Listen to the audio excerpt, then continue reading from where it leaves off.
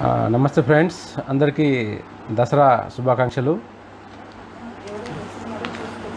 కొంచెం ఆడియో కానీ లేకపోతే ఏమైనా సెట్టింగ్ సంబంధించి ఏమైనా ఉంటే కొంచెం సూచనలు సజెషన్స్ ఇవ్వండి ప్లీజ్.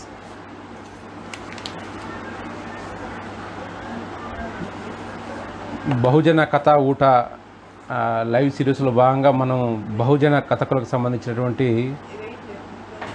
మరియు సామాజిక స్పృహ కలిగిన బహుజన సానుభూతి కలిగిన రచయితల యొక్క కథల్ని కథా సంకలనాల మీద మనం లైవ్ సిరీస్ ప్రసంగాలు నిర్వహిస్తున్నాం. రాష్ట్రంలో ఉన్న దాదాపు 3 ప్రాంతాలు, అంటే ఒక ప్రాంతానికి పరిమితం కాకుండా మనం తెలుగుకు సంబంధించినటువంటి అన్ని ప్రాంతాల కథకుల్ని మనం గుర్తింపుతో సంబంధం లేకుండా, లేకపోతే చిన్న కథ కూడా పెద్ద కథ కూడా అనే దాంతో కూడా మనకు సంబంధం లేకుండా మనం 3 ప్రాంతాల కథకుల్ని వాళ్ళ సంబంధించినటువంటి కథా సంకలనాన్ని కూడా మనం ఇక్కడ చర్చ పెడుతున్నాం.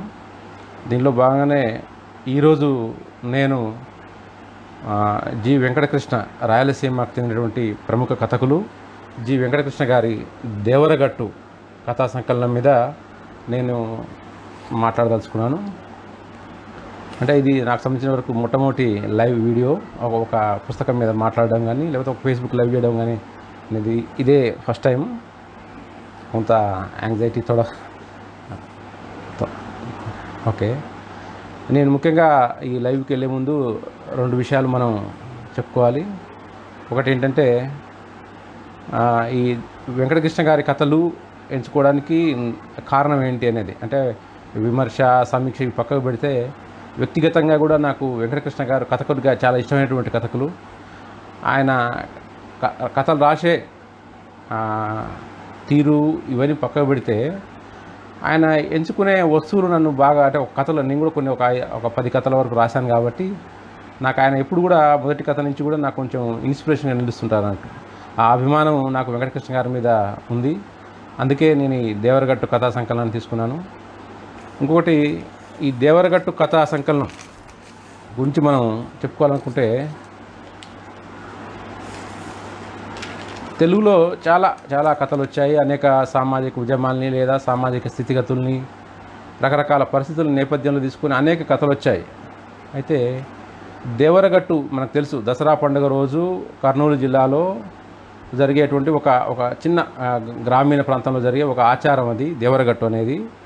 అక్కడ బన్నీ జాతర పేరుతోటి 2-3 గ్రామాలకు చెందినటువంటి ప్రజలందరూ కూడా ఆ కట్టెలతోటి ఆ మల్లేశ్వర స్వామి మీద ఆ భక్తి మీద నమ్మకంతో పరస్పరం, అంటే 2 వర్గాలుగా, అంటే ఆ పల్లకిని వెళ్తున్న వాళ్ళు ఒకవైపు, దాన్ని అడ్డుకోవడానికి, అంటే ఆ పల్లకిని సేవ్ చేసుకోవడానికి చేసే ఒక బ్యాచ్ ఒకవైపు, ఇరు వర్గాలు కలిసి అక్కడ దాడి చేసుకుంటుంటారు అన్నట్టు. ఆ క్రమంలో చాలామందికి తలలు పగులుతాయి, రక్తం ప్రవహిస్తుంది. వాళ్ళకి మధ్య మధ్యలో ఈ పూజారులు, అక్కడ ఉన్నటువంటి పూజారులు, దానికి సంబంధించిన వాళ్ళు ఏంటంటే సాంబ్రాన్ని అదంతా పూస్తూ వాళ్ళని గాయాలని అనేటువంటివి వాళ్ళు అప్పటికప్పుడు చికిత్స చేస్తుంటుంటారు. ఇప్పుడు ఆధునిక కాలంలో ఏంటంటే డాక్టర్లు వీళ్ళందరూ కూడా వచ్చారంట. అయితే ఇంత పెద్ద ఉత్సవం ఇది ఏంటంటే జాతీయ స్థాయిలో కూడా చాలా గుర్తింపు చెందేటువంటి ఒక ఉత్సవం ఇది. అయితే ఇవాళ ఇంత ఆధునికత ఉన్నటువంటి ఈ కాలంలో కూడా మనుషులందరూ కలిసి కట్టెలతోటి దాడి చేసుకునేవారు.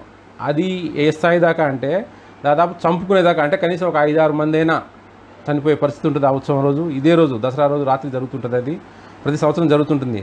దాన్ని అడ్డుకోవడానికి ఒకవైపు ప్రభుత్వాలు, స్వచ్ఛంద సంస్థలు అన్ని రకాలుగా ఒకవైపు దాన్ని ఆపడానికి, లేకపోతే ఇది మంచి పని కాదు, దీని వెనక ఇది ఒక హింసతో కూడుకున్నటువంటిది, దీన్ని మనం నివారించాలని చెప్పి ఎంత ప్రచారం చేస్తున్నా, రాష్ట్రాల నుంచి, అంటే మహారాష్ట్ర, కర్ణాటక నుంచి, ఇటు తమిళనాడు వైపు నుంచి, మన తెలుగు రాష్ట్రాల నుంచి వేలాది మంది, దాదాపు 1,00,000 మంది, 1,000 మంది దాకా అక్కడికి వెళ్ళి ఈ దేవరగట్టు ఉత్సవాన్ని చూడడానికి వస్తుంటారు. అంటే తమకు గాయాలైతే అని తెలిసి, తాము దెబ్బలు తింటామేమో తెలిసి కూడా అయినా కూడా అక్కడికి వచ్చి దేవరగట్టు ఉత్సవాన్ని చూడడానికి ప్రతి సంవత్సరం ఈ అర్ధరాత్రి నానా కష్టాలు పడి కూడా అక్కడికి వస్తుంటారు. అంటే ఏ కారణం వాళ్ళు అక్కడ తీసుకొస్తుంది? ఎందుకు ఒక మనిషి అనేవాడు హింసకు గురవుతాను, అంటే తనకు గాయాలైతే అని తెలిసి కూడా ఒక ఉత్సవాన్ని జరగడానికి వస్తున్నాడు అనే ఒక తత్వ విచారణ, లేకపోతే దాని వెనుక ఒక కారణాన్ని పరిశీలించడం అనేది ఆ కథ, ఇది కొన్ని 100 ఏళ్ళుగా వస్తున్నటువంటి ఆచారం ఇది.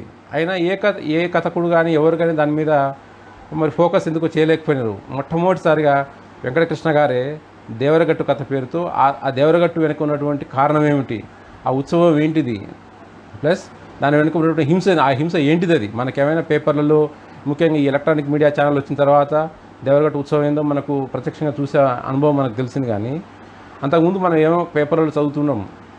దాని వెనుక నిజాలు వాటికి సంబంధించినటువంటి మొత్తాన్ని కూడా అద్భుతంగా చిత్రించినటువంటి కథ ఈ దేవరగట్టు. ఆ దేవరగట్టు పేరుతోటే వెంకటకృష్ణ గారు తన 3వ కథా సంకలనాన్ని తీసుకొచ్చారు. అంతకుముందు గరుడ స్తంభం, చిలుకల వారిన చెట్టు 2 కథా సంకలనాలు తీసుకొచ్చారు. ఇది 3వ కథా సంకలనం. ఇది మొత్తం దీంట్లో 15 కథలు ఉంటాయి మనకు. ఈ 15 కథల్లో ఉండే మొట్టమొదటి కథే దేవరగట్టు. మనకు ఈ పుస్తకం ముఖ చిత్రంగా కూడా ఆ దేవరగట్టు ఉత్సవాన్నే సింబాలిక్గా పెట్టుకున్నారు రచయిత. ఈ వెంకటకృష్ణ గారు రాసిన కథలన్నింటిలోకి ఆయనకు బాగా గుర్తింపు తెచ్చిన కథల్లో ఈ దేవరగట్టు ఒకటి. ముఖ్యంగా ఈ దేవరగట్టు కథ యొక్క మనం సంక్షిప్తంగా ఈ కథ యొక్క పరిచయం మీకు చేస్తాను. ఈ దేవరగట్టు కథలో ఏంటంటే, ఈ దేవేంద్ర అనే ఒక ఉద్యమకారుడు ఉంటాడు అన్నట్టు.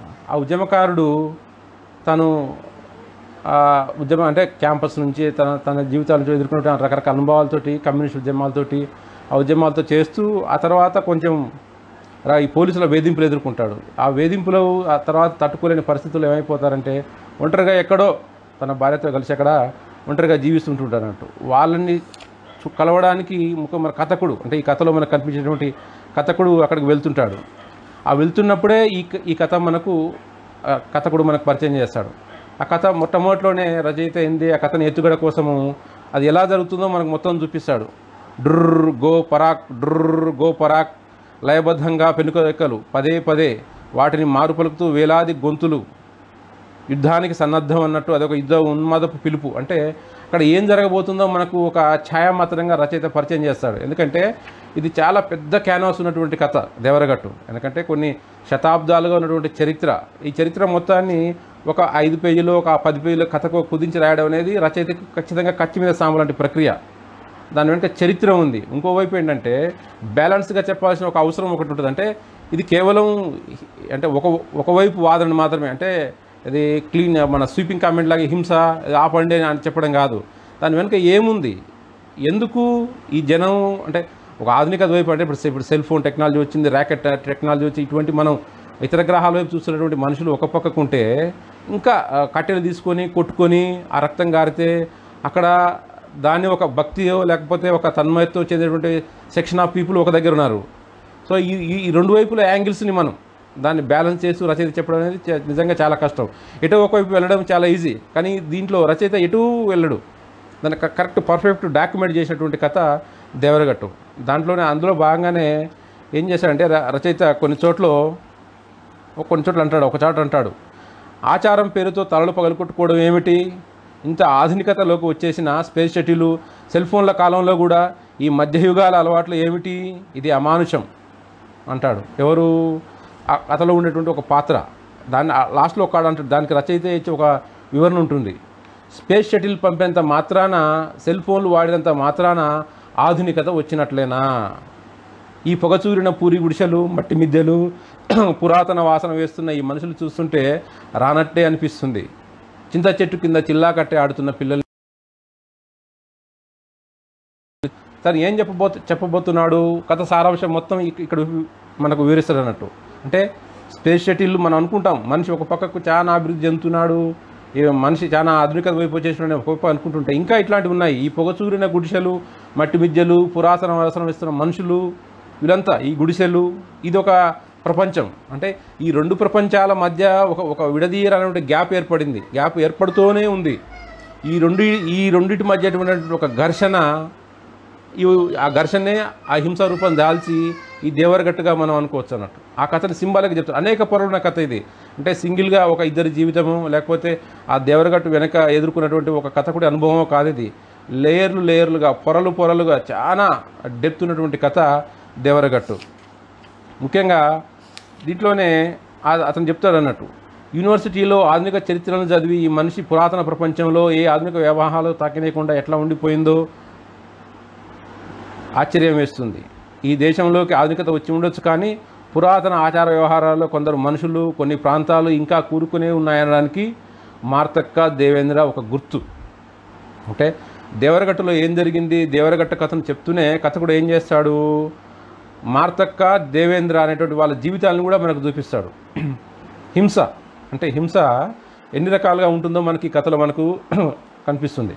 మనకు కనిపిస్తుంది ఏంది, దేవరగట్టులో ఇద్దరు అంటే 2 వర్గాలకు చెందినటువంటి ప్రజలందరూ కొట్టుకుంటారు, తల్లు బగలు కొట్టుకుంటారు. ఆ హింసని భక్తి పేరుతో అనుభవిస్తారని మనం అనుకుంటాం. కానీ అది మాత్రమే హింస అంటే మన సమాజానికి తెలిసి మనం అందరం అనుకుంటాం అది హింస, అలాంటి హింస మనం ఆపాలి అనుకుంటాం. కానీ ఆ ఒక్కరోజు జరిగే హింస గురించి మనం మాట్లాడుతుంటే 24 గంటలు అంటే ప్రతి క్షణం ఎదుర్కొనే హింస పరిస్థితి ఏంది అని కూడా కథ రచయిత ఇందులో మనకు ఒక దగ్గర వివరిస్తాడు.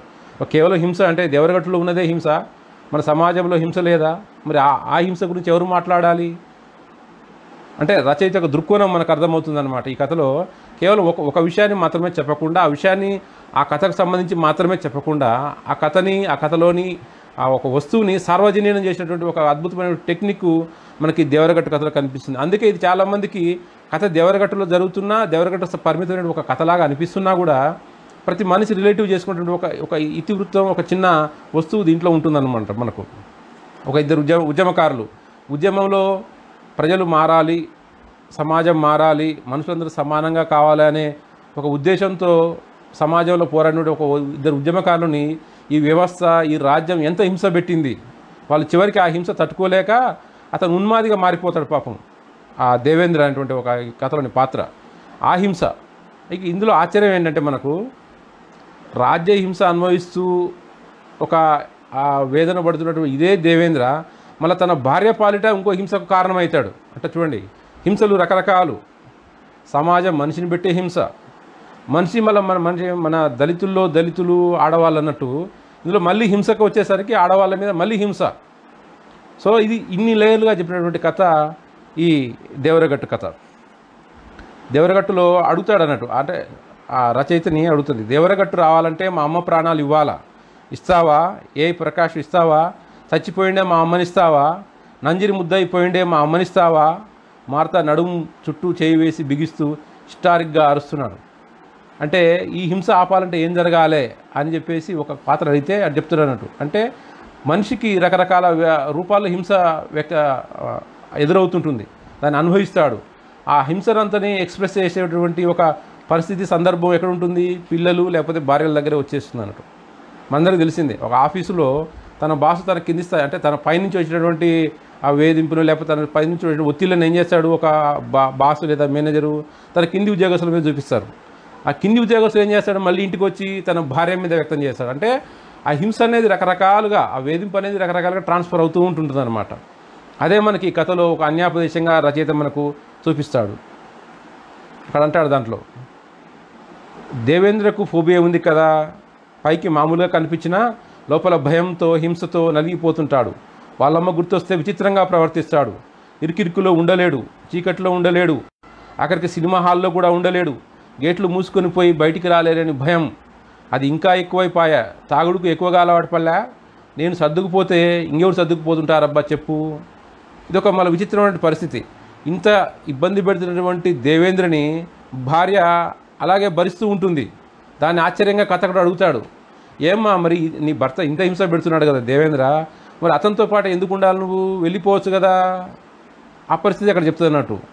అతనికి హింస అనేది దానికి కారణం ఏంది, పైకి మామూలుగా కనిపించినా లోపల భయంతో హింసతో నలిగిపోతుంటాడు. వాళ్ళమ్మ గుర్తొస్తే విచిత్రంగా ప్రవర్తిస్తాడు. ఏంటి వాళ్ళమ్మ ఎందుకు గుర్తుకొస్తుంది, దీంట్లో కథ కూడా చెప్తాడు. ఈ కథ మొత్తంలో లేరు కంటే మనం ఒక కథగా చెప్పడానికి వీలుగానటువంటి కథ ఇది అనమాట. దీంట్లో 3 కథలు ఉంటాయి. మొట్టమొదటి కథ వచ్చేస్తే దేవేంద్ర మార్తమ్మ ఒక ఇద్దరు దంపతుల కథ. ఈ దంపతులు సమాజం మార్చాలని, సామాజిక మార్పు కోసం ఒక సమాజం ఉద్యమంలోకి వచ్చేస్తే వాళ్ళని రాజ్యం ఎంత హింస పెట్టింది. చివరికి ఆ హింసను తట్టుకోలేక దేవేంద్ర తాగుడుకు బానిసైపోతాడు. మద్యానికి బానిసైపోయి ఆ తాగిన మత్తులో తన ఎదురుగా ఉన్నటువంటి వ్యక్తి ఎవరు, తన భార్య దేవేంద్ర, తన సహచరి, తన హింస పెడుతుంటాడు. ఆ హింసని ఆమె మౌనంగా భరిస్తూనే ఉంటుంటుంది. ఇదొక కథ. ఇతనికి ఈ కథకి ఎటువంటి ముగింపు వచ్చింది, ఇతని ఆ హింసను ఎట్లా జయించినాడు అనేది మన కథ కూడా చివరిలో చూపిస్తాడు. ఇంకోటి, దేవరగట్టులో ఉన్నటువంటి ఈ 2 వర్గాల ప్రజలు కొట్టుకుంటుంటే అసలు ఎందుకు అక్కడ జరుగుతోంది ఆ హింస అనేది మనకు చూపిస్తాడు. ఏంటంటే మనిషిది ఇప్పుడు ఇది ఒక సైకలాజికల్గా మనం ఆలోచించినటువంటిది అయితే మనుషులకు సమాజంలో అనేక రకాల ఉదయం పూట మనకు లేచిన దగ్గర నుంచి వచ్చే రకరకాల సమస్యల నుంచి రాత్రి పడుకునే వరకు రకరకాల రూపాల్లో మనకు ఒత్తిడి అవన్నీ ఎదురవుతుంటుంటాయి. వీటన్నిటికీ మనిషిలో ఒక రకమైనటువంటి గూడుగట్టుకుపోతుంటుందంట. అది ఎవరికి వ్యక్తం చేయాలనో ఎక్కడ వ్యక్తం చేయాలనో తెలియని ఒక సందర్భం అంతా గూడుగట్టుకుని పోయి మనకు అట్లనే మనిషి రకరకాలుగా పోతూ ఉంటుంటాడు. అంటే తరాలుగా అది పోతూనే ఉంటుంటుంది.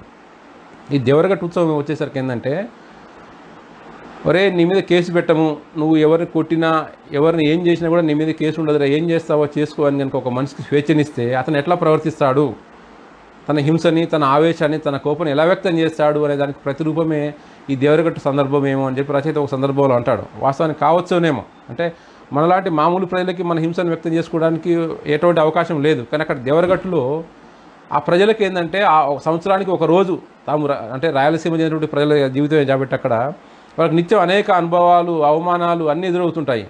వాటిని లాస్ట్కి ఎలా వ్యక్తం చేస్తారు, వాళ్ళకి ఉండే ఏకైక అవకాశం ఏంటిది, దేవరగట్టులో ఉండేటువంటి ఒక సందర్భం, ఒక రాత్రి జరిగేటువంటి ఒక ప్రక్రియ, ఒక తంతు. అయితే అది సమంజసమా కాదా అనేది అక్కడ చర్చ మనం పక్క పెడితే, అంటే సమాజంలో ఎదురైనటువంటి హింస రకరకాల రూపాలు అది ఎటువైపు వెళ్తుంది, ఒక్కొక్క మనిషి మీద ఒక్కొక్క ప్రభావం చూపుతుంది. ఈ కథలో దేవేంద్ర ఇంకొక హింసను ఎదుర్కొన్న వ్యక్తిగా మనం చెప్తున్నాం. అంటే వాళ్ళ నాన్న చిన్నప్పుడు వాళ్ళ అమ్మ మీద అనుమానం, ఈ కొడుకు నాకు పుట్టలేదు, ఈ దేవేంద్ర అనేవాడు నాకు పుట్టలేదు అని చెప్పి వాళ్ళ తండ్రికి అనుమానం. అందుకే అతను ఏం చేస్తాడు, వీళ్ళ తల్లిని ఈ దేవేంద్రని కొడుకుని తీసుకుపోయి ఆ దేవరగట్టు ఉత్సవం జరుగుతున్నప్పుడు జనాలంతా పరిగెత్తుకుంటున్నటువంటి ఆ సందర్భంలో వీళ్ళ అమ్మని ఆ జనంలోకి, తల్లిని పిల్లగాని ఇద్దరిని ఆ జనం మధ్యలో నెట్టేస్తాడు. వాళ్ళు తొక్కుకొని పోతే చనిపోతారు. అక్కడ చనిపోతే వీళ్ళిద్దరు వదిలించుకోవచ్చు అని చెప్పి ఆ తండ్రి అని అనుకుంటాడు అన్నట్టు. అయితే ఇతను బతుకుతాడు. ఈ హింస చిన్నప్పటి నుంచి ఎప్పుడు కనిపించినా కూడా, కొడుకు కనిపించినా కూడా తండ్రి అతను కొడుతుంటాడు. అరే నువ్వు నాకు బట్టలేదురా, పుట్టలేదురా, ఎవరికి పుట్టినావని చెప్పేసి. అంటే ఆ చిన్నప్పటి నుంచి అతను ఎదుర్కొన్నటువంటి హింస ఇతని మీద అది పాస్ అయిపోయి తన భార్య మీద వ్యక్తం చేసేలాగా పరిస్థితులు మారుతుంది. ఇవన్నీ రకరకాలుగా సమాజంలో జరుగుతున్నటువంటి ఈ హింసలన్నిటి మీద కూడా ఒక సింబాలిక్గా దేవరగట్టులో మనకు కనిపిస్తుంటుంది. అక్కడే అంటాడు, అట్లయితే బుర్రలు పగులుతాయని తెలిసి కూడా ఇన్ని వేల మంది ఎందుకు వస్తున్నారు ఈ తావుకి, అదే అర్థం కాని విషయం. ఏంటంటే ఇన్ని వేల మంది ఇట్లా అడవిలోకి ఎందుకు వస్తున్నారు సారు, ఏవో ముక్కుబడుల కోసమే కదా, పిల్లలు పుట్టలేదనో, పుట్టినా కళ్ళు కాళ్ళు లేవనో, రోగాలతో పుట్టినారనో, ఆ బాధలు తీసేయమనో, పంటలు పండుతలేవనో, గొడ్డు గోధుమ ఎదగలేదనో, ఆడపిల్లి కాలేవనో, ఏమో రకరకాలుగా. అంటే జనాలకి, అందులోనూ మోటు జనాలకి అవన్నీ కష్టాలే కదా.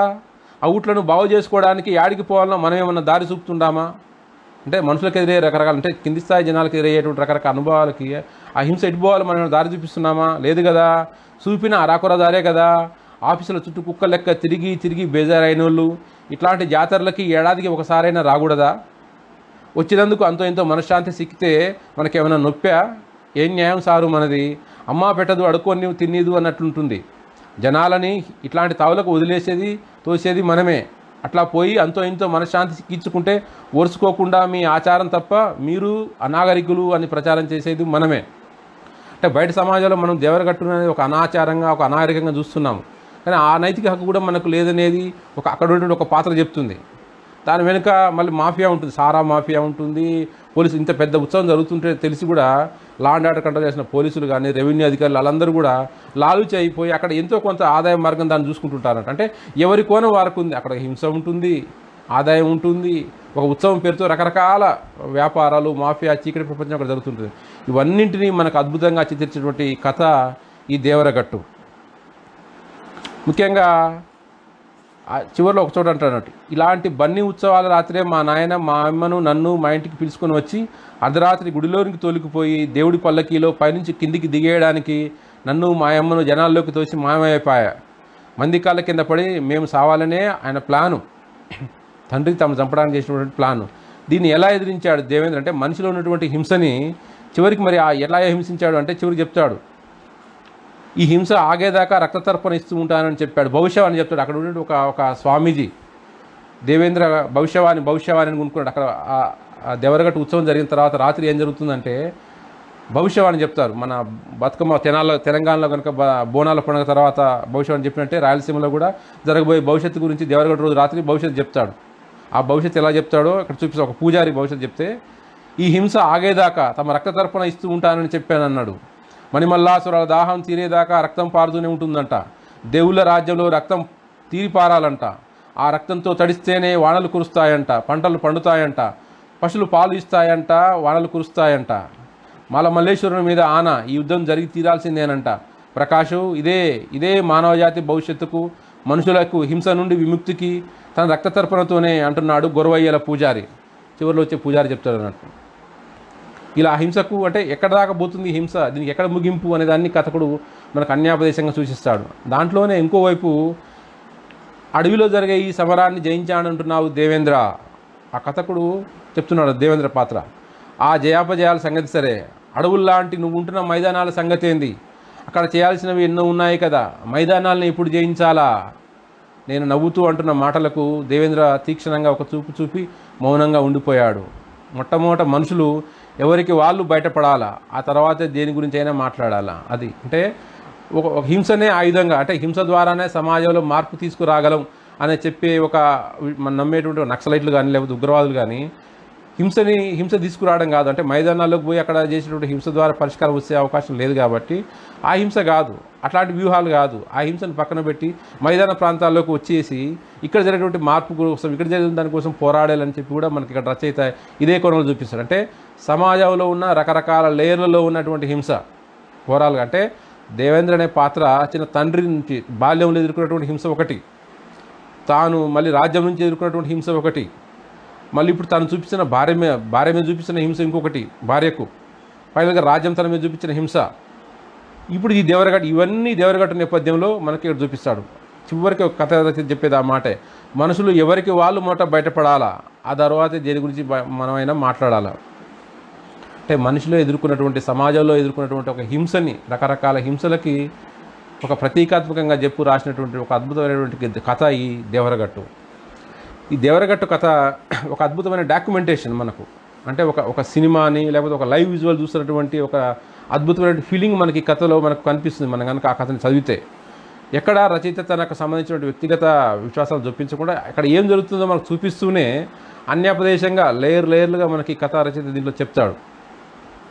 ఇంకోటి, తెలుగులో ఉన్నటువంటి ఒక రకరకాల సామాజిక సంఘటనలు వాటి మీద చాలా తక్కువ కథలు వచ్చినాయి మనకు. దేవరగట్టు అనేది ఒక మన జాతీయ స్థాయిలో కూడా ఎంతో గుర్తింపున్నటువంటి, ఇప్పుడు మనకు తమిళనాడులో కూడా ఉంది జల్లికట్టు, మన దేవరగట్టు, ఇట్లాంటి ఉత్సవాలు మన లక్షలాది అంటే కొన్ని వేలాది సంవత్సరాలుగా, కొన్ని శతాబ్దాలుగా మనుషులు అవసరమైనటువంటి ఒక ఆచారాలకు అవి రకరకాల మార్పులు చెందుతూ ఇవాళ ఈ రూపంలోకి వచ్చినాయి. అంటే ఆది మానవుడు ఎదుర్కొన్నటువంటి అనుభవాల్లోంచి కొన్ని ఉత్సవాలు తయారు చేసుకున్నాడు. అవే రకరకాల పరిణామాలు చెందుతూ ఇవాళ దేవరగట్టు రూపాలుగా పరిణమించాయి. ఇవంతా ఒక గొప్ప ఆంథ్రోపాలజీ సబ్జెక్టులు ఇవన్నీ. అంటే వీటి కనుక మనం పరిశీలిస్తే అనేక మూలాలు మనకు వాటిలో అనేకం కనిపిస్తాయి. మానవ చరిత్ర, మనిషి ఎదుర్కొనే అనుభవాలన్నీ వీటి మీద. అంటే ఇదే దేవరగట్టు మీద మనకు తెలుగులో ఉన్న ఏకైక దాదాపు ఉన్న ఒకే ఒక కథ కూడా ఈ దేవరగట్టు మాత్రమే. అంటే మనం కథ రచయితలుగా, అంటే ఔత్సాహికులైనటువంటి మాకు కూడా ఇది ఒక ఇన్స్పిరేషన్. ఎలా అంటే సమాజంలో జరుగుతున్నటువంటి రకరకాల సంఘటనలను మనం వాటిని విభిన్న కోణాల నుంచి దర్శించి ఒక మంచి కథలు ఖచ్చితంగా రాయొచ్చు అని మన కథా రచనలు సూచించేటువంటి కథ ఈ దేవరగట్టు కథ. ఇంకోటి ఏంటంటే ఈ దేవరగట్టు కథలో ముఖ్యంగా కేవలం ఒక కోణాన్ని మాత్రమే చూపించకుండా మహిళల మీద హింసను కూడా మనకు చూపించాడు. మనకు సమాజంలో మహిళలు సగభాగం, ఆ హింస కూడా మనకి కథలో ఖచ్చితంగా రచయిత మనకు చర్చించాడు. ఇలా అన్ని రకాలైనటువంటి విభిన్న కోణాల నుంచి హింసను చర్చించేటువంటి ఈ దేవరగట్టు కథ ఖచ్చితంగా ఒక గొప్ప కథ అని మనం చెప్పొచ్చు. దీంట్లో మళ్ళీ మనకు డ్రైన్గా అట్లాంటి రాజకీయ కథ లేకపోతే ఒక ఆచారం చెప్పిన కథ అంటే మాత్రం డ్రైగా ఏముండదు. మనకు అద్భుతమైనటువంటి ఈస్థెటిక్ సెన్స్, అంటే ఒక కథను చదివించే గుణం కూడా ఈ కథలో మనకు ఉంటుంది. ఇది ఈ దేవరగట్టు కథలో మొట్టమొదటి కథకు సంబంధించింది. ఇదే దేవరగట్టు కథలో సంకలనంలో ఇంకా మిగిలిన 15 కథలు ఉన్నాయి. వాటిని మనం ఒకసారి చూసుకుంటే, ఉబ్బిన కన్ను, కురిసిన మనసు, ఒక కథగా మారాలనుకున్న తల్లి, జ్వరం, వసుధ, వజ్రం, కిటికీ, నీ కంట్లో నీవేలు, శయ్యాగారము, కొడుకు, విభజన రేఖలు, రెండో వీరగల్లు, స్మృతి, వర్తమానం, ఇవి ఈ 15 కథలు ఈ కథా సంకలనాలు ఉన్నాయి మనకు. ఈ కథా సంకలనాలు మనం ఒక్కొక్క కథని అట్లా తడుముకుంటూ కనుక వెళ్ళినట్టయితే వీటిలో రెండో కథ ఏంటంటే మనకు ఉబ్బిన కన్ను. ఇది కూడా మహిళల పట్ల హింసని, మహిళని మన సమాజం ఎలా చూస్తుంది అని మనకు వివరించేటువంటి కథ ఈ ఉబ్బిన కన్ను. వెంకటకృష్ణ గారి కథల్లో మనం కనుక చూసుకున్నట్టయితే ప్రధానంగా కనపడేది అదే. అంటే తన కథల్లో మహిళా పాత్రలని, అంటే మహిళా సానుభూతిపరుడుగా మనకు కనిపిస్తుంటాడు. ఏ కథనైనా సాధ్యమైనంత వరకు మహిళలకు సంబంధించినటువంటి నేపథ్యాలను చెప్పడానికి ప్రయత్నిస్తారు. అదొక మంచి అంటే పాఠకుల్ని కానీ ఈ అప్కమింగ్ కథకులుగా మామూలుగా ఆకర్షించే ఒక గొప్ప గుణం ఏంటంటే కథను మహిళ కోణాలు చెప్పడం వల్ల ఆ కథలో ఒక తడి ఆర్ద్రత ఎక్కువ మనకు కనిపిస్తుంటాయి అంటూ. ఈ ఉబ్బిన కన్ను అనే కథ మనం సంక్షిప్తంగా కనుక చూసినట్టయితే ఆ కథలో చంద్రకళ అనేటువంటి ఒక పాత్ర ఉంటుంది.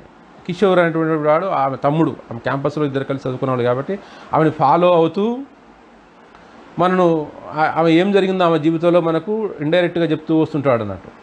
అయితే అక్కడ ఆమె చంద్రకళ అనే ఆమె ఒక లెక్చరరు, యూనివర్సిటీలో చదివిన తర్వాత ఆమె లెక్చరర్గా వెళ్తుంది. ఆమెని పెళ్లి సంబంధాలు కుదరవు ఆమెకి. ఆమె ఒక నేత కులానికి సంబంధించినటువంటి ఒక మహిళ లెక్చరరు. ఆమెకు ఎంతసేపటికి సరైన సంబంధాలు రావు. ఎందుకు? దానికి కారణాలు ఏంటంటే యూనివర్సిటీలో ఒక వ్యక్తి ప్రేమిస్తాడు, ప్రేమించి నేను పెళ్లి చేసుకుంటానని చెప్పేసి మోసం చేసి వెళ్ళిపోతాడు. ఆ తర్వాత ఆమె కుటుంబం ఏం చేస్తుంది, కుటుంబం కూడా తమకు నచ్చిన వాడికే ఇవ్వాలని చెప్పి పెళ్లి చేయాలని చెప్పి ప్రయత్నాలు చేస్తుంటుంది. అవి ఈమెకు నచ్చవు. ఈ క్రమంలో ఈమె ఘర్షణ ఎదుర్కొంటూ ఆమె జీవితం మొత్తం త్యాగమైపోతుంది అనమాట. అంటే ఆమెకు చివరికి పెళ్ళే కాదు. అయితే ఈమెకు సంబంధించిన రచయిత లేయర్గా వస్తుంది. అంటే ఒకేసారి ఆమెకు మనకు కనపడడు, ఒకసారి కనిపిస్తుంది ఆమెకు. అంటే జీవితంలో రకరకాల సందర్భాల్లో రకరకాల దశల్లో ఆమె కనిపిస్తుంటుంది అంటూ.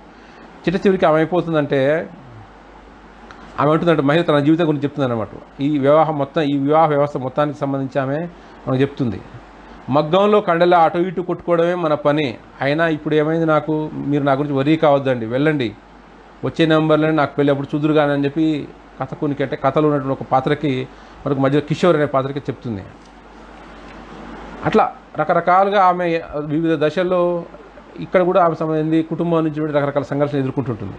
చివరికి ఆమె పెళ్లి కావాల్సిన 10 ఏళ్ళుగా మాట్లాడిన అక్క, ఆర్థిక అవసరాలు వేరు చేసిన అక్క చూస్తూ ఈమెను ఎవరు రమ్మన్నారు, వెళ్ళమని చెప్పండి అంది చంద్రక్క. ఆమె తల్లి ఏడుస్తుంది అక్కడికి వచ్చి, నీకేం తక్కువ ఉండే, లక్షల జీతం సంపాదించేదానివి, దిక్కు లేని దానిలాగా వెళ్ళిపోతువే, పెళ్లి మీద బండబడ, అదే నీకు నాకు నిన్ను రొమ్మన పెట్టుకునే, ఎంత పనాయ సామి. అంటే ఒక మనిషికి, అంటే ఒక మహిళకి పెళ్ళి అనేది ఎంత హింసగా, అంటే పెళ్లి చేసుకోవడం కూడా ఒక హింసగా మారిన క్రమాన్ని మనకి ఈ ఉబ్బిన కన్ను కథ వివరిస్తుంది అన్నట్టు.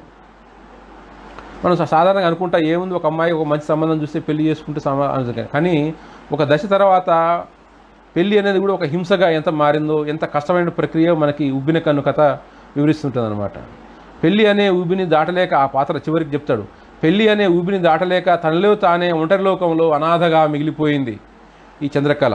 అంటే వివాహ వ్యవస్థ జరిగే క్రమంలో ఒక దశ దాటిన తర్వాత కథలోనే ఒక చోట అంటాడు, మానవ సంబంధాలన్నీ కూడా ఒక దశ దాటిన తర్వాత అమ్మ కానీ నాన్న కానీ అక్క చెల్లె ఇవన్నీ కూడా ఆర్థిక సంబంధాలుగా మారిపోయి ఒక హింసగా మారిపోతాయి అన్నమాట. అదే ఈ కథలో అద్భుతంగా చిత్రించినటువంటి కథ ఉబ్బిన కన్ను.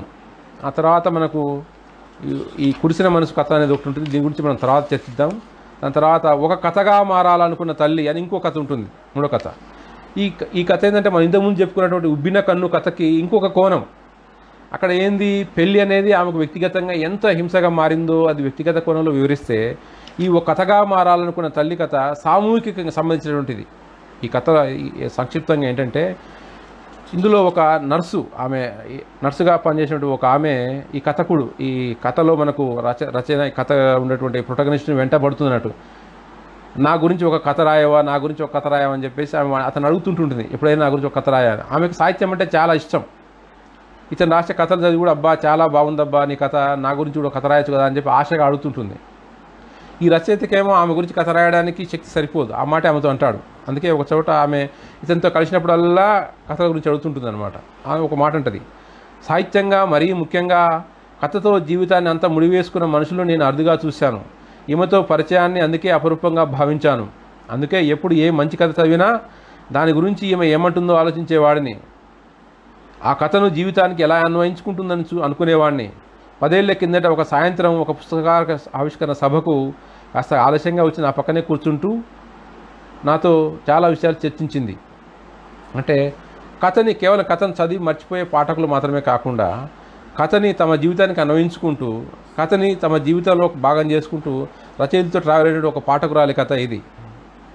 ఆ కథకుడు ఆ తెలంగాణ అంటే ఒక ఇందులో కథకుడు అన్యాపదేశంగా మనకు వెంకటకృష్ణనే మనకు తెలుస్తుంది, వెంకటకృష్ణ గారనే మనకు తెలుస్తుంది. ఎందుకంటే ఆమె ఒక చోట ఈ కథకుడు మనం తెలంగాణ ప్రత్యేక ఉద్యమం జరిగేటప్పుడు ఈ కథకుడు తెలంగాణ ఉద్యమానికి సపోర్ట్ చేస్తాడు. దాంట్లో ఆమె అడుగుతుంది, ఏమప్పా తెలంగాణను సపోర్ట్ చేస్తున్నామంటేనే నేను సమైక్యానికి సపోర్ట్ చేస్తా, రాయలసీమను కూడా వాళ్ళంతా అభివృద్ధి చేసినాక విడిపోమ్మని చెప్పప్ప మీ వాళ్ళని కోపంగా గద్దించింది ఆమె. అంటే రాయలసీమ ప్రాంతంలో నుండి ఒక మహిళ తన రాష్ట్ర ఏర్పాటు గురించి ఏమనుకుంటుంది అనేది ఆమెకు ఈ మాటల్లో మనకు తెలుస్తుంది అన్నట్టు. అంత తొందరగా వస్తాననుకున్నావా, రాయలసీమ ఎట్లా అభివృద్ధి అయిపోతుందో నేను చూడొద్దా, నువ్వు నా కథను చూస్తే నేను చదవద్దా, బలహీనంగా నవ్వుతూ ఉంటుంది ఆమె. మనకు ముఖ్యంగా ఈ దేవరగట్టు కథ సంకలనాలన్నీ అన్నింటిలోకి మనం కనుక ఓవరాల్గా చూసుకుంటే కనిపించే ఆత్మ ఏంటంటే రాయలసీమ సంబంధించినటువంటి ఒక అభివృద్ధి. మనందరికీ తెలిసిందే. ఈ కథల సంబంధించి మనం కాస్త పక్కన పెట్టి కథ నేపథ్యంగా చూసుకున్నట్టు అయితే మన తెలుగు రాష్ట్రాలు అనేవి మన 3 ప్రాంతాలుగా, అవి రకరకాల చారిత్రక కారణాల వల్ల తెలుగు రాష్ట్రాలు 3 ప్రాంతాలుగా, మళ్ళీ దాంట్లో విడిగా ఉన్నాయనుకోండి, ఉత్తరాంధ్ర లాంటివి. కానీ ఆంధ్ర, రాయలసీమ, తెలంగాణ అని చెప్పుకున్న 3 ప్రాంతాల మధ్య రకరకాల కారణాల వల్ల ఒక విభేదాలు వచ్చాయి. ఆర్థికంగా రకరకాల అంతరాలు ఉన్నాయి మనకు 3 ప్రాంతాల మధ్య. వాటి వల్ల కోస్తా ప్రజలందరూ తెలుగు వాళ్ళం మనం అనుకునే దానికంటే కూడా మళ్ళీ విడిగా మళ్ళీ సపరేట్ మన జాతులుగా మారిపోయినాం. అంటే తెలంగాణ అంతా మనం ఒక జాతిగా అనుకుంటాం అన్నట్టు, కోస్తా అంతా ఒక జాతిగా. అంటే ఇది ఆంధ్రప్రదేశ్ ఉన్నటువంటి పరిస్థితుల్లో ఉన్నటువంటి దాని గురించి మనం మాట్లాడుకుంటే రాయలసీమ ప్రజలంతా కూడా మళ్ళీ అంటే అదే ఇప్పుడు ఉన్నటువంటి ఆంధ్రప్రదేశ్లో ఉన్నటువంటి ప్రజలు కూడా మళ్ళీ రాయలసీమ ప్రాంతం వాళ్ళు మళ్ళీ ఆంధ్ర అంటే సపరేట్ రాయలసీమ ఒక ఐడియాలజీ ఉన్నటువంటి. ఇట్లా 3 ప్రాంతాల్లో ఉన్నటువంటి ప్రజల మధ్య ఒక అంతరాలు అనేవి అట్లా రకరకాల కారణాలతో పెరిగిపోయినాయి. దానికి రాజకీయ కారణాలు ఉండొచ్చు, రకరకాల కారణాలు ఉన్నాయి. వాటి మనం పక్క పెడితే ఈ కథలో మనకు కనిపించేది ఏంటంటే రాయలసీమను కూడా పట్టించుకొని ఉండొచ్చు కదా, రాయలసీమను కూడా అభివృద్ధి చేసుకుని ఉండొచ్చు కదా అనేటువంటి ఒక ఆశ ఈ కథలన్నింటిలో మనకు కనిపిస్తుంది. ఆ కథలో మనం వెళ్ళిపోతే ఇందులో రాయలసీమకు సంబంధించినటువంటి నీటికి సంబంధించినటువంటి కథలు 2 ఉన్నాయి. నీటి పంపకాల మీద కథలు. అవి ఒకటి విభజన రేఖలు, 2వ వీరగల్లు. ఈ 2 కథలు కూడా మనకు స్పష్టంగా ఒకే ఇతివృత్తాన్ని అంటే ఒకే వస్తువుని భిన్న రకాలుగా చర్చించేటువంటి కథలు విభజన రేఖలు, 2వ వీరగల్లు. వీరగల్లు మనందరికీ తెలిసిందే. వీరగల్లు అంటే ఒక ప్రాంతంలో ఆ ప్రాంతాన్ని లేదంటే చారిత్రక కాలంలో ఆ ఊరిని కానీ ఆ ప్రాంతాన్ని కానీ కాపాడడానికి కోసం ప్రాణత్యాగం చేసినటువంటి ఒక వ్యక్తిని, ఒక వీరుని తలుచుకుంటూ వీరగల్లుగా విగ్రహం తయారు చేసుకుంటారు. ఆ వీరగల్లు అనేది తెలంగాణ ప్రాంతం కంటే కూడా మన రాయలసీమ ప్రాంతంలో బాగా ప్రసిద్ధి అన్నట్టు ఈ వీరగల్లు అనేవి. తెలంగాణలో కూడా మనకు అక్కడికి కనిపిస్తుంది. అదే ఇప్పుడు చారిత్రక ప్రాంతాలుగా రాయలసీమ, మన తెలంగాణ, ఆంధ్రాని విడిగా మనం చెప్పుకుంటున్నా కూడా ఇప్పుడు ఈవెన్ మా ఊరే, అది నల్గొండ దగ్గర బండమీ చదువుపాటు దసరా పండుగ సందర్భంగా నేను మా ఊర్లోనే ఉన్నాను.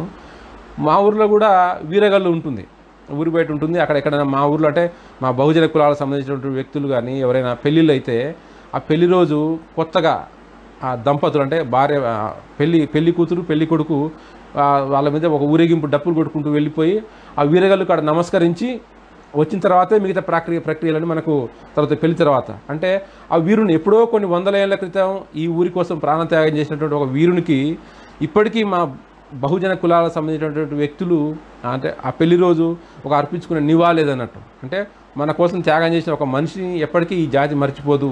ఈ బహుజన కులాలు తమ కోసం త్యాగం చేసిన, తమ అభివృద్ధి కోసం కృషి చేసినటువంటి వ్యక్తులను ఎప్పటికీ శతాబ్దాలనే మర్చిపోదని చెప్పడానికి మనకు ఈ వీరగల్లు ఒక ఆధారంగా నిలుస్తాయన్నట్టు. అట్లా ఈ 2వ వీరగల్లులో కూడా కథకుడు ఏం చేస్తాడంటే రాయలసీమకు జరుగుతున్నటువంటి దాని ఏమనాలి మనం అన్యాయం కానీ ఆ పరిపాలన ఎవరు అన్యాయం చేస్తున్నారు అనేది మనకు అందరికి తెలిసింది. అక్కడ ఏ ప్రాంతం అనే ఆ రాజకీయ చర్చలోకి వెళ్ళిపోతే మనది కాస్త ఈ సాహిత్యం కాస్త రాజకీయంగా మారిపోతుంది. ఆ చర్చ పక్క పెడితే రాయలసీమకు జరుగుతున్నటువంటి ఆ అన్యాయాన్ని దాన్ని 2వ వీరగల్లుగా అంటే ఆ కథలో వీరేశం అనే ఒక బాలుడు ఉంటాడు. ఆ బాలునికి వాళ్ళ తాత కళలో కనిపించి ఆ వీరగల్లులాగా కనిపించి వచ్చేసి ఆ నీటి మీద నడుస్తూ మరొకసారి రాయలసీమ ప్రజలందరూ సమైక్యమై పోరాడాలి అని చెప్పేసి అతనికి ఒక కళలోలాగా ఒక అన్యాపదేశంగా చెప్తాడు. ఇది కథకుడే రాయలసీమ ప్రజలందరికీ చెప్తున్నటువంటి సారాంశం అన్నట్టు. దాంట్లో ముసుగేం లేదు, దాంట్లో అది ఓపెన్ సీక్రెట్ లాంటిదే. అంటే ఈ కథలన్నింటిలో కూడా వెంకటకృష్ణ గారు ఏం కోరుకుంటారంటే సమైక్యంగా ఇందులో స్మృతి అనే ఒక కథ ఉంటుంది. ఆ స్మృతి అనే కథలో ఆంప్రా అనే అంటే ఆనందప్రసాద్ అనే ఒక చిత్రకారుడు ఉంటాడు. అంటే రచయిత మనకు ఏంది సటిల్గా చెప్తాడంట. ఆంప్రా అంటే ఆంధ్రప్రదేశ్, ఆనందప్రసాద్ అని మనం అనుకుంటున్నా కూడా ఆంప్రా అంటే ఆంధ్రప్రసాద్ అని ఒక చిత్రకారుడు 3 ప్రాంతాలు, ఆ 3 ప్రాంతాలకు సంబంధించినటువంటి వాటిని చర్చిస్తూ ఎట్లా ఇప్పుడు ఆంధ్ర అనేది ఆటోమేటిక్ ఒక పక్క అభివృద్ధి అయిపోతుంది. అక్కడ ఒకటి చూసుకుంటే తెలంగాణ అనేది ఇప్పుడు సపరేట్ కావడం వల్ల ఇది ఒక అభివృద్ధి అవుతుంది. అంటే ఈ ఘర్షణ మధ్యలో రాయలసీమ అనేది ఒక వెనుక ఏమన్నా ఒక నిర్లక్ష్యానికి గురైంది అనేది మనం అందరం ఒప్పుకోవాల్సిన వాస్తవం అని ఈ కథల ద్వారా రచయిత మనకు ఖచ్చితంగా చెప్పాలనుకుంటాడు. దాంట్లోనే ఆ చివరిలో ఒక చోట తన వ్యక్తిగత ఇంటర్వ్యూ ఇచ్చాడు. ఇందులో ఒక చోట అంటాడు లాస్ట్కి ఏంటి అసలు రచయిత ఏం చెప్పాలనుకుంటాడు మనకంటే కథల్లో మనకు చివరి పేరాలు చెప్తాడనమాట. ఒక కథకుడు తన కథల గురించి వివరణ రాసుకోవడం అవసరమా? కథలే మాట్లాడాలి కదా అనే సందేహం నాకుంది.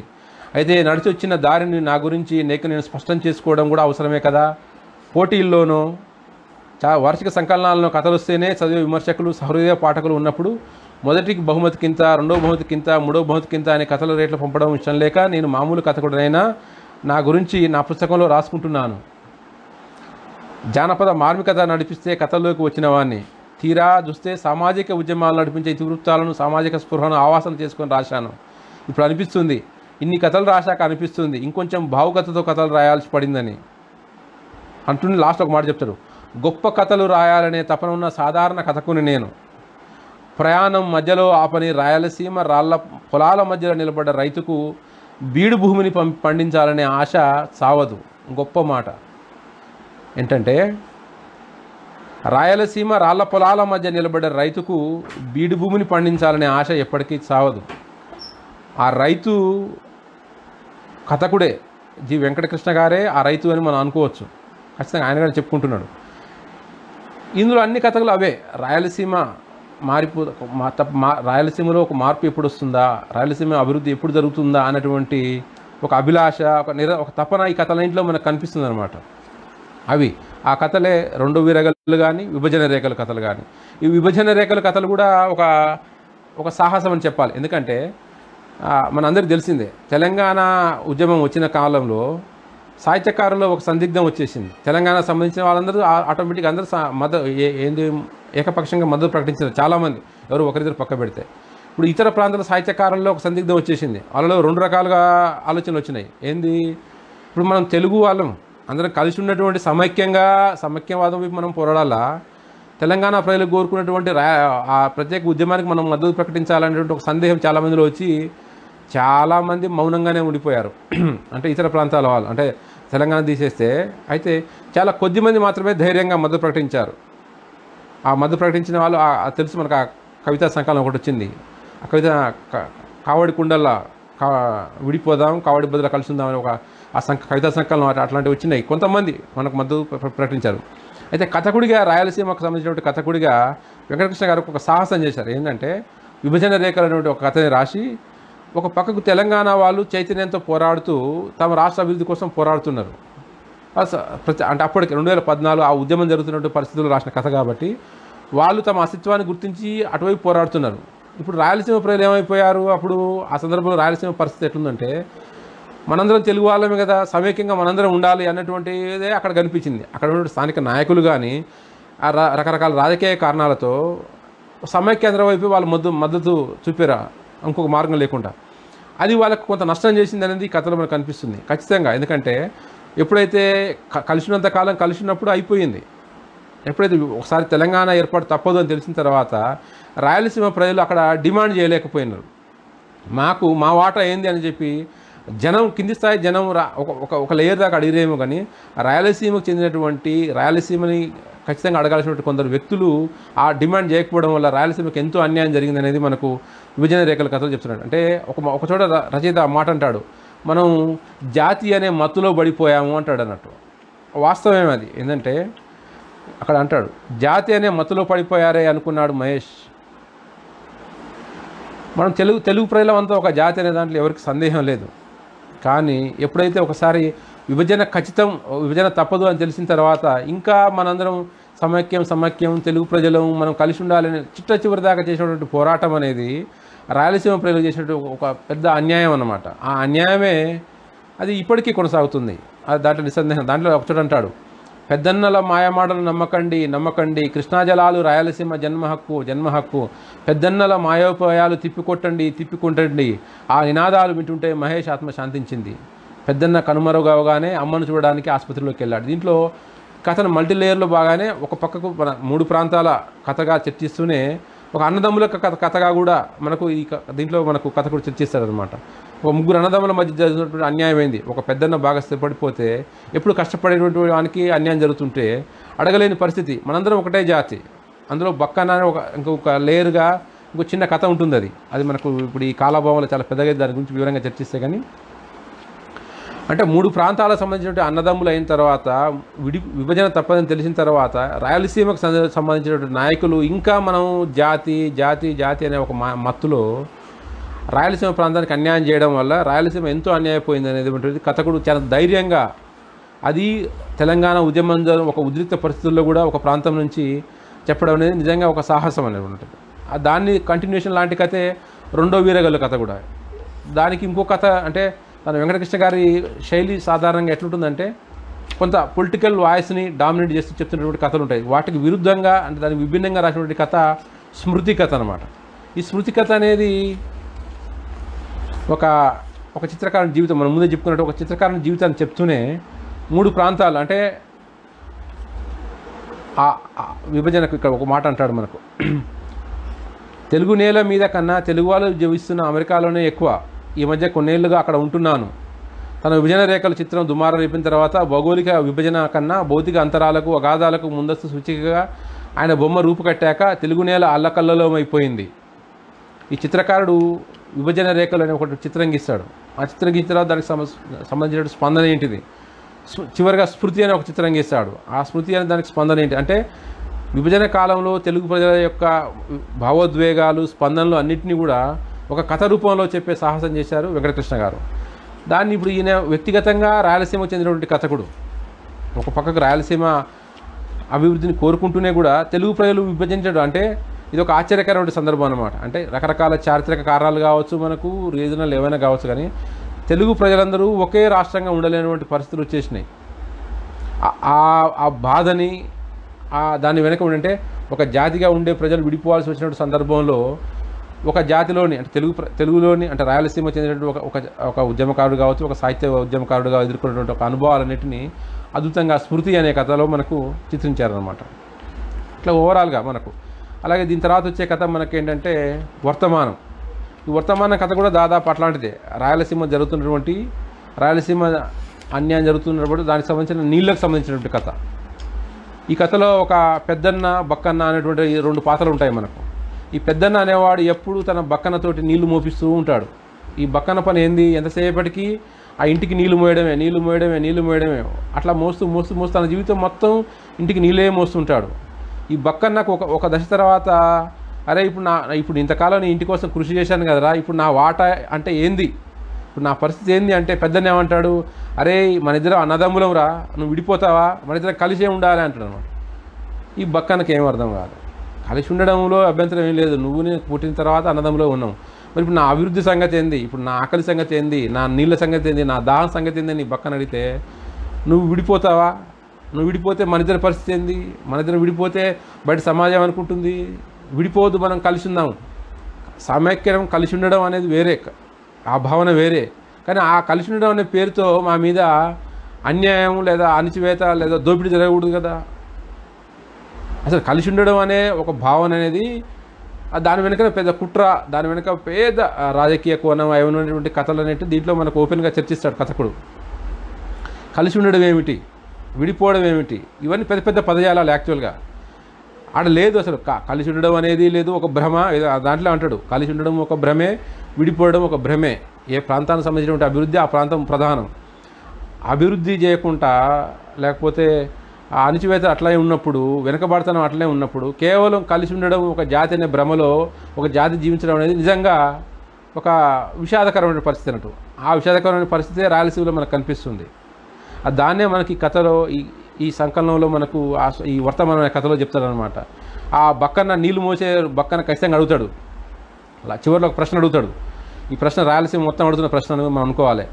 అన్నదమ్ముడిగా చూసి ఆస్తి పంచ, అన్నదమ్ముడిగా చూస్తున్నాను నన్ను అన్న తమ్ముడుగా చూస్తే ఆస్తి పంచావా, పోనీ జీతగానిగా ఎంచితే జీతం ఇచ్చావా అన్న నల్లబొక్కన్న ప్రశ్నలు ఆ హాల్లో ఉన్న వాళ్ళందరిలో సుడులు తిరుగుతున్నాయి. ఆ ప్రశ్నలే వాళ్ళ భవిష్యత్తులో తోలుబొమ్మలుగా మారకుండా అవుతాయని అనిపించింది నాకు. గొప్ప ప్రశ్న. రాయలసీమ ప్రజలందరూ కూడా అడుగుతున్నట్టు ఒక ప్రశ్నగా మనం దీన్ని అర్థం చేసుకోవచ్చు. మమ్మల్ని అన్నదమ్ములుగా చూస్తే మాకు ఆస్తి పంచామంటే మాకు రావాల్సినటువంటి న్యాయబద్ధంగా మాకు దక్కాల్సినటువంటి దాన్ని మాకు ఇచ్చారా, లేదా జీతగానిగా చూస్తే మరి దానికి సంబంధించిన జీతమైనా ఇచ్చావా అని పక్కన అడుగుతాడు. ఇది ఇప్పుడు మనకు తెలంగాణ నిన్న చూసాం మనం, నీటి పంపకాలకు సంబంధించి తెలంగాణ, రాయలసీమ, ఆంధ్ర మధ్య ఒక పెద్ద గొడవ జరుగుతుంది. దానికి సంబంధించి అదొక పెద్ద చర్చ అయినా ఈ క్రమంలో తెలంగాణ ఇప్పుడు కృష్ణా వాటర్ సంబంధించినటువంటి వరకు ఆడ ఒక పంచలేని పరిస్థితి ఉంది రాయలసీమకు సంబంధించినటువంటి వరకు. అది రకరకాల చారిత్రక కారణాల వల్ల రాయలసీమకు సంబంధించినటువంటి అన్యాయం అటు కంటిన్యూ అవుతూనే ఉంది. దాన్ని రాయలసీమ నాయకులే ప్రశ్నించలేని పరిస్థితి. ఒక కథలో ఇట్లనే అంటాడు, అసలు ఆంధ్రప్రదేశ్ రాష్ట్రానికి సంబంధించిన సమైక్యంగా ఉన్నప్పుడు కూడా రాయలసీమ వాళ్ళే గొప్ప గొప్ప నాయకులు ఉన్నాడు. నీలం సంజయ్ రెడ్డి లాంటి రాష్ట్రపతి అయిన వ్యక్తి కానీ, మనం మొన్నటిదాకా చంద్రబాబు నాయుడు గారు కానీ, జగన్ గారు కానీ అందరూ రాయలసీమకు చెందినటువంటి ముఖ్యమంత్రులే. మరి వాళ్ళు కోట్ల విజయభాస్కర్ రెడ్డి గారి మధ్యలో ఇట్లా ఎక్కువ మంది రాజకీయ నాయకులు రాయలసీమ ప్రాంతం నుంచి వచ్చినప్పుడు కూడా అక్కడ అభివృద్ధి జరగలేదు, కనీసం నీటికి సంబంధించినటువంటి చర్చలు కూడా జరగలేదు. అంటే ఇప్పుడు మనం ఏదో ఒకటి చేసి వివాదంతో పరిష్కరించుకోవాలని కాదు. ఒక ప్రాంతం నుంచి ఇంత గొప్ప రాజకీయ నాయకులు వస్తున్నప్పుడు ఖచ్చితంగా ఆ ప్రాంతం రాజకీయ నాయకులు తమ ప్రాంతం పట్ల ఒక బాధ్యతగా వ్యవహరించాలి కదా. రాయలసీమకు ప్రధానంగా కావాల్సింది ఏంది, మనకు నీళ్లు, నాట్లో నిస్సందేహం. పోనీ దేనికి నీళ్లు, కనీసం గుక్కడి నీళ్లు కూడా తాగడానికి లేనటువంటి పరిస్థితి రాయలసీమలో కనిపిస్తుంది. ఈ కథలో మనకు వసుధ అని ఒక కథ ఉంటుంది. చాలా ఆదరణమైనటువంటి కథ. అసలు ఒక చిన్న విషయాన్ని చాలా గొప్పగా చెప్పినటువంటి కథ మనకు వసుధ. ఈ కథా సంకలనం మొత్తంలో కూడా మనని చాలా కాలం హాంట్ చేసినటువంటి కథ. అదొక స్కూల్ చిన్న సంక్షిప్తంగా ఆ కథను మనం పరిచయం చేసుకుంటే, వసుధ అనేది ఒక రైతు బిడ్డ పేరు. అంటే రైతు ఎట్లాగూ తన భూమిని నేలని నమ్ముకున్నటువంటి వాడు కాబట్టి తన బిడ్డకు వసుధ అని పేరు పెట్టుకున్నాడు. నేల ఏమైంది, ఆ పాప ఒక 5వ క్లాసో ఏదో స్కూల్లో చదువుతుంటే ఆ స్కూల్ దగ్గర ఒక చిన్న వాటర్ కొట్టే బోరింగ్ ఉంటుంది. మనం దాని వాటర్ పంపు, బోర్వెల్ పంపు, చేతి హ్యాండ్ పంపు లాంటిది అక్కడ ఉంటుంది. దాంట్లోంచి నీళ్ళు ఎప్పటికీ రావు. ఎందుకంటే రాయలసీమలో నీళ్ళు ఇంకిపోయినాయి. ఆడ ఎప్పటికి కావాల్సినటువంటి ఆ హ్యాండ్ పంపు. ఈ పాప ఏంది, అదొక స్కూలు. ఆ స్కూల్లో ఇంటర్వ్యూలు కొట్టినప్పుడు మధ్యలో లంచ్ బ్రేక్ ఇచ్చినప్పుడు ఆ పాప వచ్చేసి ఆ బోర్వెల్ కొడతా ఉంటుంటుంది. దాంట్లోంచి నీళ్ళు వస్తాయేమో అని ఆశతోటి. నీళ్ళు ఎప్పటికీ రావు. కానీ ఆ కొట్టే శబ్దం ఏమవుతుందంటే మిగతా క్లాస్కి టీచర్లకి ఇబ్బంది అవుతుంది అనమాట. ఆ టీచరు హెడ్ మాస్టర్ ఉంటాడు. ఆ హెడ్ మాస్టర్ ముత్తుకుంటాడు, మురళి, ఎవరమ్మా అది కొట్టేది ఆపమని చెప్పు అంటాడు. అక్కడ ఒక మిడ్ డే మీల్స్ వండించేటువంటి ఒక పాత్ర ఉంటుంది. మంగమ్మ ఆమె మధ్యాహ్నం ఈ మిడ్ డే మీల్స్ మధ్యాహ్న భోజన పథకంలో భాగంగా పిల్లలకు వండించాలి. ఆమె అక్కడ ఉంటుందన్నమాట. అలా మనకు కథ చూసుకున్నటువంటి అయితే ఈ రైతు ఈ టీచర్ని రోజు అడుగుతుంటాడు అనమాట. ఏం సార్ ఇట్లా మీరు మా రైతుల పరిస్థితి పట్టించుకోరా, మీరు ఉద్యోగస్తులు కదా, మేమిచ్చే అంటే రైతులుగా మేము కష్టపడే లేకపోతే పౌరులందరూ కష్టపడి అంతో ఇంత ఇచ్చే దాంట్లో కదా ఉద్యోగస్తులకు జీతాలు ఇస్తుంది. మరి ఉద్యోగస్తులకు ఈ సమాజం మీద బాధ్యత కొంత అయినా పట్టించుకోరా, మమ్మల్ని రైతుల గురించి కానీ ఎవరి గురించి అయినా కానీ కొంచెమైనా బాధ్యత లేదా అని చెప్పేసి ఆ రైతు ఈ టీచర్ని ఒక దగ్గర అడుగుతాడనమాట. ఆ ప్రశ్న ఇతనికి హంట్ చేస్తూ ఉంటుంటుంది. ఈ కొంతకాలం తర్వాత ఒకరోజు ఈ టీచరు ఇంటికి వెళ్తున్నప్పుడు ఆ రైతు ఆపుతాడు. సార్ ఆగండి సార్, నాకు ఇక్కడ దాకా పని ఉంది, నేను కూడా వస్తా అంటాను అనమాట. అంటే అతను బండి మీద తీసుకెళ్తాడు. ఆ తెల్లారే అతను ఈ బండి మీద తీసుకెళ్ళిన వచ్చిన రైతే మరునాటికి ఆత్మహత్య చేసుకొని శవంగా మిగిలిపోతాడు అనమాట. అది ఈ టీచర్ని వేధిస్తుంటుంటుంది. ఎందుకంటే తనతో పాటు అక్కడ దాకా వచ్చినటువంటి వ్యక్తి ఇంతకాలం తన సామాజిక బాధ్యతని ప్రశ్నించినటువంటి ఒక రైతు, ఈ రైతు పట్ల మీకు బాధ్యత లేదా అంటే ప్రభుత్వం సంబంధించిన అధికారులు వాళ్ళు ఎవరు పట్టించుకోరు. ఒక స్థాయిలో అంటే కళ్ళ ముందు కనపడుతున్నటువంటి ప్రభుత్వ ఉద్యోగులు ఒక రైతు కుటుంబాన్ని ఆదుకునే పరిస్థితిలో లేరా? అందులో మధ్యలో ఒక ఆమె ఉంటుంది, ఆ మిడ్ డే మీల్స్ చెప్పేట ఆమె ఏంటంటే పాపం ఆమెది ఒక విచిత్రమైనటువంటి పరిస్థితి. ఆమె ఏంది, ఈ మిడ్ డే మీల్స్ సంబంధించినటువంటి ఏంటంటే గవర్నమెంట్ పిల్లలకు కొన్ని లక్షల మంది పిల్లలకు మధ్యాహ్న భోజనం పెడుతున్నప్పుడు బిల్లు ముందు ఇవ్వరు. ఈ మధ్యాహ్న భోజనం పెట్టే పొదుపు సంఘాల వాళ్ళే తమకు కొంత అప్పు తెచ్చో లేకపోతే ఎక్కడి నుంచి అప్పు తీసుకొచ్చి వచ్చి సరుకులన్నీ కొని పిల్లలకు మధ్యాహ్నం భోజనం పెడితే నెలకు 2 నెలలకు 3 నెలల తర్వాత వాళ్ళకు బిల్లులు వచ్చేస్తాయి. అప్పటిదాకా వీళ్ళు వడ్డీ అంటే వీళ్ళే మహిళలు 100-200 పొదుపు చేసుకొని సంపాదించుకునే వాళ్ళు ఒక స్కూల్లో ఒక 400 మందో 500 మందో లేకపోతే 200 మంది ఉంటే వాళ్ళకి సంబంధించినటువంటి కూరగాయలు కానీ గుడ్లు కానీ దానికి ఒక మెనూ ఉంటుంది. అంటే గురువారం నాడు లేకపోతే వారానికి ఒక రోజు 2 రోజులకు ఒకసారి గుడ్డు పెట్టాలి, పాలకూర పెట్టాలి, పప్పు పెట్టాలి అనే ఒక మెనూ ఇచ్చినటువంటి ప్రభుత్వము సకాలంలో డబ్బులు మాత్రం ఇవ్వదు. అదొక ఆశ్చర్యమైన పరిస్థితి. దానివల్ల ఏమైతే పొదుపు సంఘాల మహిళలు అక్కడో ఇక్కడ అప్పు తెచ్చి ఈ పిల్లలకు అన్నం పెట్టాల్సి వస్తుంది.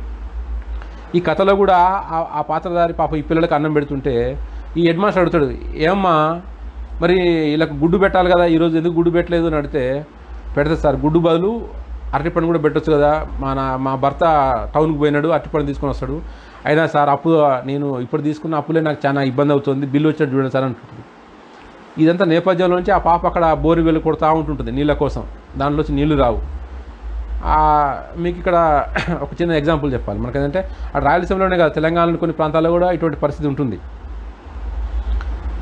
నేను ఒక నా వ్యక్తిగత జీవితంలో నేను ఎదుర్కొన్నది ఏంటంటే, నేను ఉపాధ్యాయునిగా పనిచేస్తున్నప్పుడు దేవరకొండ ప్రాంతంలో టీచర్గా పనిచేశాను. ఒక 2 సంవత్సరాల పాటు నాకు వచ్చిన అంటే 2008 ఆ కాలంలో నేను టీచర్గా పనిచేస్తున్నప్పుడు హైదరాబాద్లో నేను ఉండేవాడిని.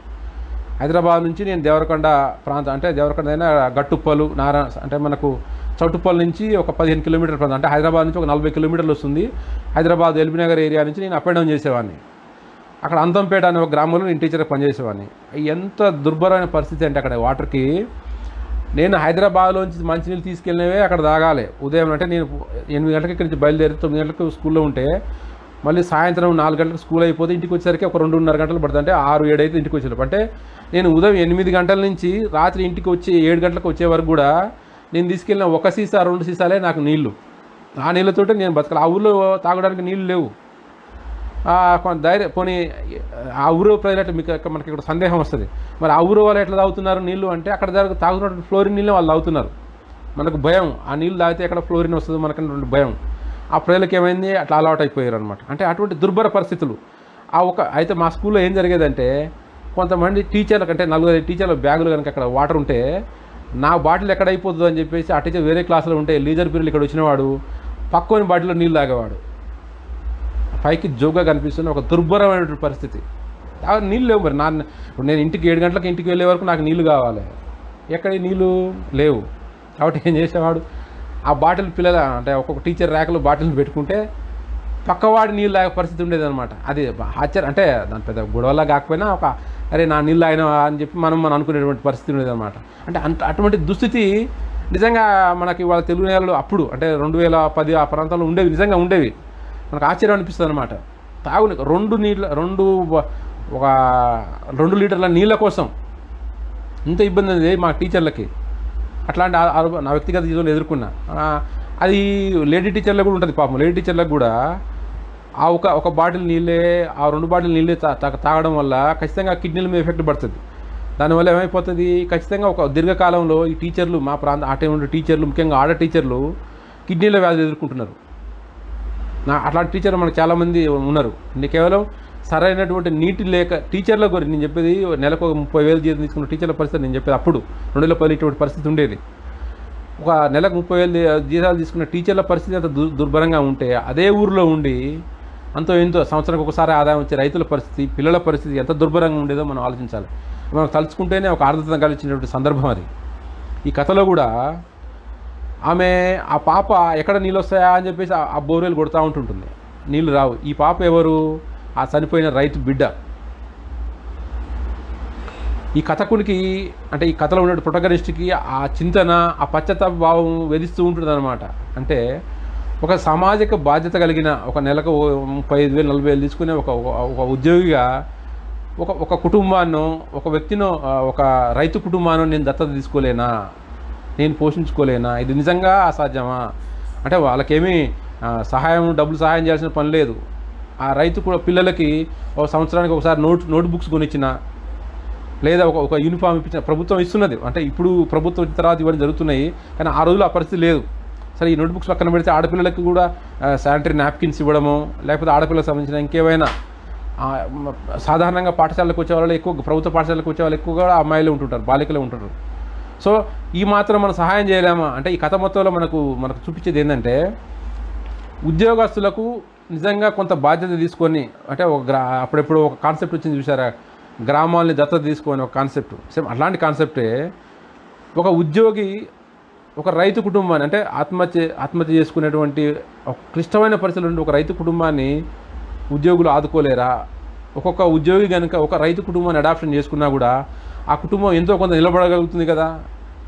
కనీసం ఆత్మహత్య చేసుకునే దుర్భరమైన పరిస్థితి దాకా వెళ్ళదు కదా. అటువంటి ఆలోచన, ఒక మంచి ఆలోచించినటువంటి కథ ఈ వసుధ అంటే భూమి, రైతు ఆ బిడ్డకు ఆ పేరు పెట్టుకుని నేల అనే పేరు పెట్టుకున్నాడు. అటువంటి రైతు ఆత్మహత్య చేసుకున్నటువంటి రైతు చివరికి ఇదే టీచర్ బండి మీద వెళ్ళిపోయి ఆత్మహత్య చేసుకుంటాడు. ఆ పశ్చాత్తాపం ఆ రచయితలో కలుగుతుంది, ఆ కథకుల్లో, ఆ మన కథ చెప్పినటువంటి ప్రొటోగనిస్ట్లో.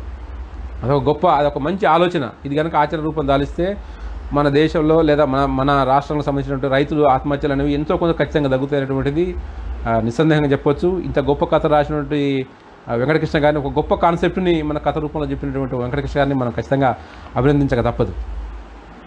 అలాగే ఆ తర్వాత నాకు నచ్చిన ఇంకో గొప్ప కథ వజ్రం. మనకు తెలుసు కర్నూలు ఆ ప్రాంతంలో ఉండేటువంటి ఆ బీడు భూముల్లో నేల పగిలినప్పుడు మనకు వజ్రాలు, రంగురాలు అనేవి బయటకు వస్తుంటాయి. వాటిని ఏరుకొని వాటిని అమ్ముకొని ఎంతో కొంత సంపాదించుకోవాలి అనే ఆలోచనలోనే కొంతమంది జీవిస్తుంటారు అన్నమాట. అదే కొంతమందికి జీవనాధారమైన కథ ఆ పరిస్థితుల్లో మనకు కనిపిస్తుంటుంది అనమాట. అంటే రంగురాలు దొరికేటువంటి ఆ రంగురాలను ఏరుకొని వాటిని మనకు అమ్మి ఎంతో కొంత ఆదాయం వాళ్ళు తెచ్చుకోవాలి. అట్లా ఆ ప్రాంతం వాళ్ళే కాకుండా ఆ కర్నూలు జిల్లా ప్రాంతాల నుంచి చాలా వేరువేరు ప్రాంతాల నుంచి అనేక మంది అక్కడికి వస్తారు. వచ్చి ఏమైనా రంగురాలు దొరుకుతాయని చెప్పి ఎదుర్కొంటారు. ఈ కథలో కూడా విశ్రాంతమ్మ, నరసారెడ్డి అనేటువంటి 2 పాత్రలు ఉంటాయి. ఆ 2 పాత్రలు రంగురాల కోసం వస్తారు. వచ్చేసి ఈమె జీవితం వేరే ఉంటుంది, పెద్ద కథ. ఈమె జీవితం వెనక పెద్ద కథ ఉంటుంది, అతని జీవితం వెనక పెద్ద కథ ఉంటుంది. ఏందా కథ? విశ్రాంతమ్మకి భర్త చనిపోయాడు, ఆడపిల్లలు ఉన్నారు 4. ఒక అమ్మాయి నర్సుగా పనిచేస్తుంది. ఆ అమ్మాయికి ఎంతో కొంత సెటిల్ చేయాలి, చిన్న బిడ్డ ఉంది, పెళ్ళికి చేయాలి. అంటే ఆ అల్లుడికి కొంత చేయాల్సి ఉంది, అంటే కుటుంబాన్ని నిలబెట్టాల్సిన బాధ్యత ఉంది. చిన్న కూతురు పెళ్లి చేయాలి. వీటి పక్కకి నర్సిరెడ్డికి ఏంది, వ్యవసాయ కుటుంబం. ఒక బోర్ వేస్తే ఈ సంవత్సరం అయినా, అంటే ఒక వ్యసనం లాంటిది, అంటే ఈ సంవత్సరం అయినా నీళ్ళు పడకపోతాయా, ఇంకొక బోర్ అయినా వేయకపోతున్నా కొంచెం అయినా నీళ్ళు వస్తాయి కదా మనకు అనేటువంటి ఒక ఆశతో జీవిస్తున్నటువంటి వ్యక్తి నర్సారెడ్డి. వీళ్ళిద్దరూ ఇప్పుడు కనుక మనకు ఒక వజ్రం దొరికితే ఆ వజ్రాన్ని అమ్ముకొని ఎంతో కొంత ఆదాయం వస్తే ఈమెకేమో కుటుంబాన్ని నిలబెట్టుకోవాలి, అతనికేమో ఇంకొక బోర్ వేయాలి. ఆ బోర్ వేస్తే నీళ్ళు వస్తాయని ఆశతోటి ఇద్దరు అక్కడికి వచ్చినారు. అక్కడికి వచ్చినప్పుడు 2-3 రోజులు ఎంత వెతికినా కూడా మనకి ఏమీ దొరకదు. చివరికి మనకి ఏం దొరుకుతుంది? ఆ కథలో కొంత ట్రావెల్ చేసిన తర్వాత వాళ్ళిద్దరి మధ్య, అంటే అప్పటిదాకా వాళ్ళిద్దరు, అంటే ఈమెకు భర్త లేడు, అతనికి భార్య లేదు, అయినా కూడా అక్కడ వాళ్ళు ఆ ఉన్న కొంతకాలంలోనే సహజీవనం చేస్తారు, భార్య భర్తలాగా కొంత ప్రవర్తిస్తారు. అంటే అంత దగ్గర అనుబంధం ఏర్పడుతుంది వాళ్ళకి. ఏర్పడిన తర్వాత మరునాడు ఆ వజ్రం కోసం వెళ్ళినప్పుడు ఎక్కడో దూరంలో ఒక రాయి దొరుకుతుంది వాళ్ళకి. ఆ రాయి కనిపిస్తుంది. ఇప్పుడు ఆ రాయిని ఎవరు సొంతం చేసుకోవాలి? లేకపోతే ఆమెక? ఇట్లా భర్త అంటే ఆమె ఇద్దరి మధ్య ఒక ఘర్షణ వాతావరణం నెలకొంటుంది. నాకు దొరికితే నా కుటుంబం నిలబడుతుంది కదా అనేది ఇతని ఆశ.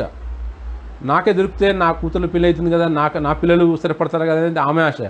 సో అప్పటిదాకా వాళ్ళు కలిసి సహజీవనం చేసి, ఆ కథలో మనకు ఇండైరెక్ట్గా రచయిత చెప్తాడు, వాళ్ళిద్దరు కలిసి కూడా పొరలాడినారు అనే మాట ఒక చోట చెప్తాడు. అట్లాంటి ఇద్దరి మనిషి అనుబంధం మధ్య కూడా ఎక్కడైతే ఆర్థిక సంబంధాలు వచ్చినాయో వెంటనే ఇద్దరు శత్రువులుగా మారిపోతారు. ఒకరి మీద ఒకరు బలవంతం, అంటే ఆధిపత్యం చూపడానికి, అంటే బలాన్ని చూపించుకొని ప్రవర్తిస్తారు. ఇతన్ని కొంచెం పెద్ద మనిషే, ఆమె మధ్య వయస్కురాలే, ఆడ మనిషే.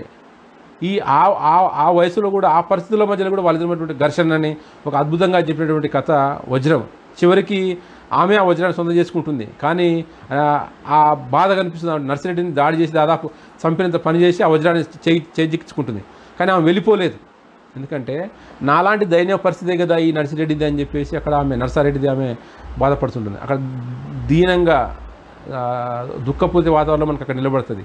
అక్కడ కేవలం ఆ 2 పాత్రలే కాకుండా మన పాఠకుల్ని కూడా నిలబెడతాడు రచయిత అక్కడ. అంటే రాయలసీమలో ఆ వాతావరణంలో ఎటువంటి దుర్భరమైన పరిస్థితులు ఉన్నాయి, ఎటువంటి దుర్భిక్షమైన, ఇటు రైతు కుటుంబం, ఇటు మహిళల పరిస్థితి, మొత్తం ఓవరాల్గా అన్నిటినీ ఆ వజ్రం అనేటువంటి ఒక కథలో మనకు తీసుకెళ్ళి ఆ ముగింపులో పెడతాడు. ఆ ముగింపు మనం చాలా కాలం వెంటాడుతుంది. ఇట్లా ఈ రకంగా చూసుకుంటే ఇందులో అన్ని కథలు మనం చూసుకున్నటువంటి మొత్తం దీంట్లో ఈ 15 కథల్లో కూడా అన్నిట్లో ఆ రాయలసీమ ప్రాంతం సంబంధించినటువంటి రైతులు, మహిళలు, ముఖ్యంగా ఆ వెంకటకృష్ణ గారి కథలో కనిపించే ఇంకొక గొప్ప మనకు అంటే ఒక పరిశీలించాల్సిన గుణం ఏంటంటే మహిళల పాత్రలు చాలా బలంగా ఉంటాయి. అంటే మొట్టమొదటి చెప్పుకున్నటువంటి మన దేవరగట్టు కథలో మార్తక్క కానీ, ఈ ఉబ్బిన కన్ను కథలో చంద్రకళ కానీ, మళ్ళా ఇంకా కురిసిన మనసుకు ఒక తల్లి కథ ఉంటుంది, కథగా మారాలనుకున్న తల్లి ఆమె సునంద అనుకో ఆమె కానీ, ఇట్లా ఏ కథలో చూసుకున్నా కూడా మహిళల పాత్రలని చాలా గొప్పగా పోరాడే మహిళలుగా చిత్రిస్తారు. అదొక గొప్ప లక్షణం మనకి వెంకటకృష్ణ గారి కథలో మనకు కనిపిస్తుంటుంది. ఈ కథలు కాకుండా కూడా అంటే అన్ని కేవలం ఒక రాజకీయ పోరాట కథలు మాత్రమే, ఇట్లాంటివి మాత్రమే కాకుండా వెంకటకృష్ణ గారు రాసిన కథల్లో ఇంకో 2 వేరే కథ కనిపిస్తాయి. ఒక 3 కథలు వేరేగా ఉంటాయి. ఒకటి ఏంటంటే జ్వరం అనే కథ, కురిసిన మనసు అనే కథ. ఈ 2 కథలు ఏంటంటే మనకు వెంకటకృష్ణ గారి సహజ శైలిలో కాకుండా భిన్నంగా రాసిన కథలు ఈ 2. కురిసిన మనసు అనే కథలో కథ ఏమి ఉండదు. ఒక చిన్న వస్తువు, ఒక ఎండాకాలంలో ఒక దాహంతో పరితపించిన ఒక చిన్న ఒక బెగ్గింగ్ చేసి అంటే ఒక భిక్ష ఎత్తుకుని ఒక పిల్లగాని జీవితంలో ఒక చిన్న ఇంకొక పిల్లగాడు చేసినట్టు ఒక చిన్న సహాయం, అంటే 2 పసి మనసుల మధ్య జరిగిన ఒక చిన్న సందర్భాన్నే కురిసిన మనసు అనే కథ చాలా అద్భుతంగా చెప్పారు, గొప్పగా చెప్పారు. ఈ కథ నవ్య కథల పోటీలో బహుమతి గెలుచుకుంది ఈ కథ. దాని లాస్ట్లో ఒకటే మాట అంటాడు, మలమలలాడిన ఈ మధ్యాహ్నాన్ని తడిసేలా ఎవరు కురిపించింది వర్షం, ఎవరు చేసింది అద్భుతం, చల్లని నందు దయాపూరితమైన మనసు కురిపించిన వర్షం కాదు. సింపుల్గా ఒకటే మాట, అంటే ఒకటే మాటలు చెప్తారు. అంటే సమాజం మారాలంటే ఒక అంటే సంక్షోభపూరితమైనటువంటి రకరకాల సంఘర్షణలు, రకరకాల అసమానతలు ఉన్నటువంటి ఈ సమాజంలో ఆ చిన్న మార్పు రావాలంటే దానికి ఏదో పెద్ద యుద్ధాలు, సంఘర్షణ ఇవన్నీ చేయాల్సిన పని లేదు.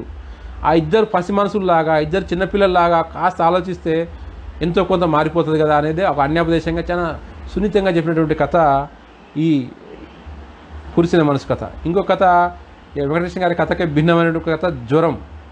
జ్వరం అనే కథలో ఒక చిన్న పిల్లగాడు తన ఎదుర్కొన్నటువంటి ఒక చిన్న ఆలోచనలు అనేటువంటి ఒక చిన్న కథగా చెప్పిన కథ జ్వరం.